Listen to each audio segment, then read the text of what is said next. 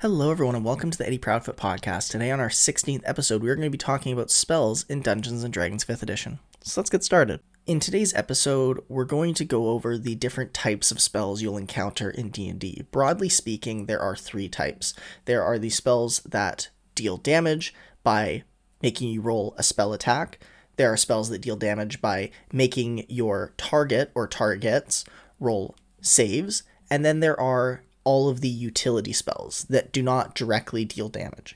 These are very broad in scope, and we're not really going to go too much into them today, but there's healing spells, there's buff spells, there's spells that can send messages, there's spells that can teleport creatures, summon creatures, raise the dead, destroy or create water. All sorts of different types of spells exist in Dungeons & Dragons, but we're going to focus today on the ones that deal damage, and we're going to explain how they broadly work. So in your spell casting ability, there is a couple of numbers that it tells you to calculate. One of these is called your spell attack bonus. And this is used anytime you cast a spell that requires you to make an attack roll. So when you do an attack roll with a spell, it's very similar to a weapon attack, where you roll a d20 and add a modifier.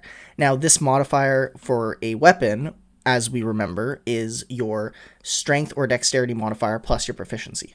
While for a spell, your spell attack bonus is going to be your spell casting ability modifier plus your proficiency. So it's very similar. So you add that number anytime you do one of these spell attacks. And how will you know if a spell needs you to make an attack roll? Well, it'll say in the description of the spell, make a spell melee attack or make a spell ranged attack. It'll have some sort of phrasing that indicates you need to make an attack roll.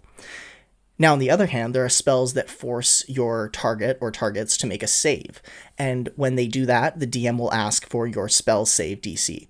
This is the number that your targets need to meet or beat on their save in order to not be affected by your spell. And to calculate this number, it is simply 8 plus your proficiency modifier plus your spell casting ability modifier. Or, in a simpler way, it's 8 plus your spell attack bonus that we just calculated. So if you are casting one of these spells that forces someone to make a save, that is the number they need to meet or beat to not be affected. Now, some higher level spells will still have an effect on a target even if they succeed the save. Typically, this is dealing half the damage or something along those lines.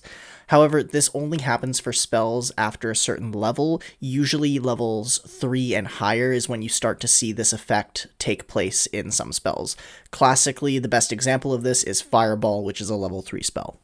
Okay, so then there's all the healing spells, and we're going to come back to healing spells in the next episode, as well as all the utility spells when we just broadly explain how to read a spell description and understand what's going on. For the rest of today's episode, though, I want to just highlight something that I don't think's been articulated in the last 2 episodes on the spellcasting ability, and that is knowing how many spell slots you have available at every level of your character, and knowing how many spells you should have on your character sheet, whether you are a known caster or a prepare caster.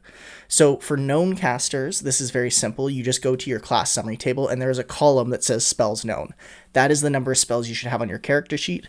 And then next to it, you can see the progression of how many spell slots you have at each spell level. So it'll say how many cantrips you have, how many first level spell slots, second, third, fourth, etc. Interestingly enough, for all of the full casters, the spell slot progression grows the same for all of the casters. So if you are a wizard at level 15, you'll have the same number of spell slots available as a bard at level 15.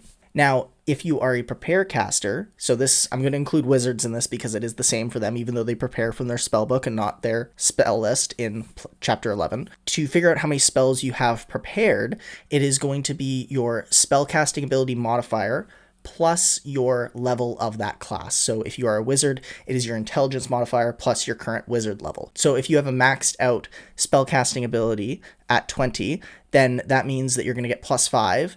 And if you are at level 20 in your class, so if you are a level 20 wizard with 20 intelligence, you can have 25 spells prepared at once.